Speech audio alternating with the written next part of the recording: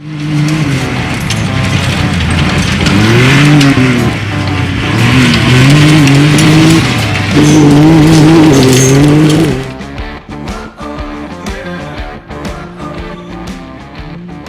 l'arrivée du Yamaha YXZ1000, Can-Am a décidé de faire évoluer son Maverick qui passe aux 3 cylindres, toujours turbo.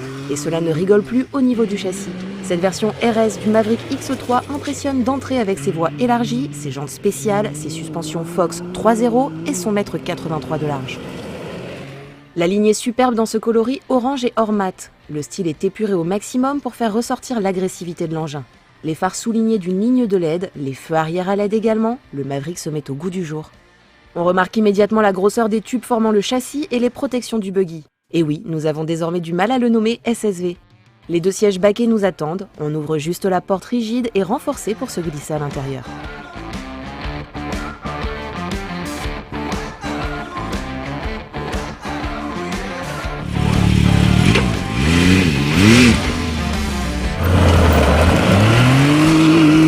L'avant, on voit relativement bien, c'est un peu comme sur la concurrence actuelle, hein. Sur le Yamaha. On a un avant qui est bien plongeant, donc ça permet de bien visualiser où on va passer. C'est vraiment parfait. Et en plus, on est bien tenu dans les sièges. On a des sièges avec des harnais qui nous maintiennent parfaitement. Devant nous, un tableau de bord repris du Spider avec cette fois un compte-tours inversé, allant de droite à gauche et toutes les informations classiques. On trouve aussi toutes les commandes, entre les 2 sièges, le levier des rapports, mais aussi parking car il n'y a pas de frein à main. Pour mettre en route, il faut insérer le coupe-contact vert. Ensuite, un poussoir sur la colonne centrale met en route le propulseur. C'est pas mal du tout là en termes de sensation, le moteur. Dès qu'on appuie, il y a du couple, c'est reparti, on accélère, ça part en glisse. On va prendre un poil de vitesse. Et là c'est carrément bluffant parce que je suis à 100 km/h là, en peine 100 mètres. Ah ouais, ça va vite, ça va vite. Ça passe partout.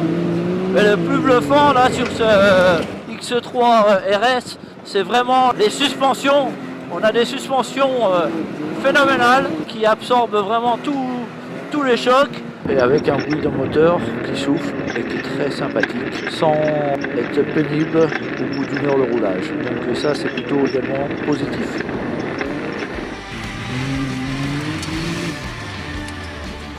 Le moteur installé en position centrale est un 3 cylindres en ligne à refroidissement liquide Rotax, mais pas celui du Spider, une version déclinée du motoneige, comme le Yamaha d'ailleurs. Ce bloc turbo offre 150 chevaux à 7500 tours minute avec un généreux couple de 153 Nm.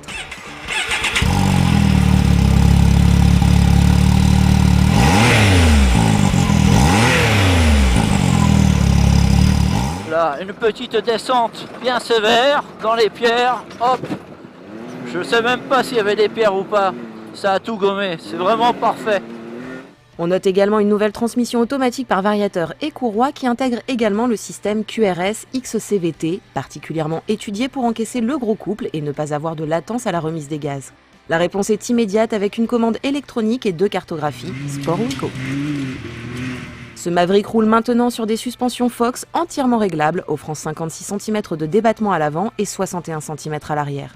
À l'arrière, des Fox 3.0 Podium RC2 HPG avec réservoir séparé et bypass avec 2 vitesses en compression et en détente.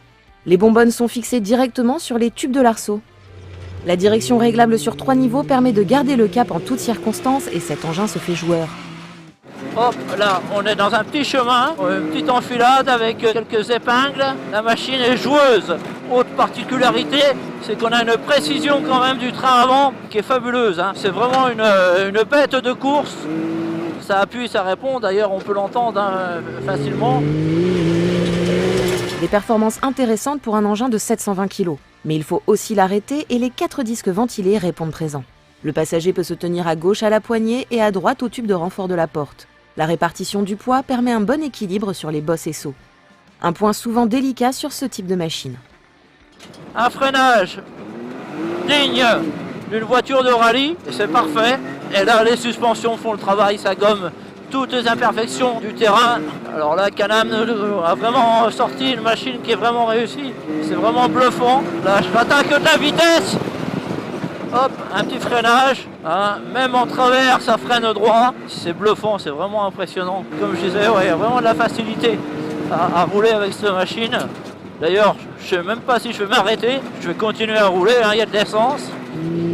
Bon, nous allons laisser Alain vider le réservoir car impossible de le stopper au volant de ce jouet pour rendre le coupe-contact à nos amis de Can-Am. Surtout n'allez pas l'essayer, c'est contagieux et vous ne pourrez plus vous en passer, sauf à débourser quelques 30 000 €. Et oui, pas donné le joujou extraordinaire.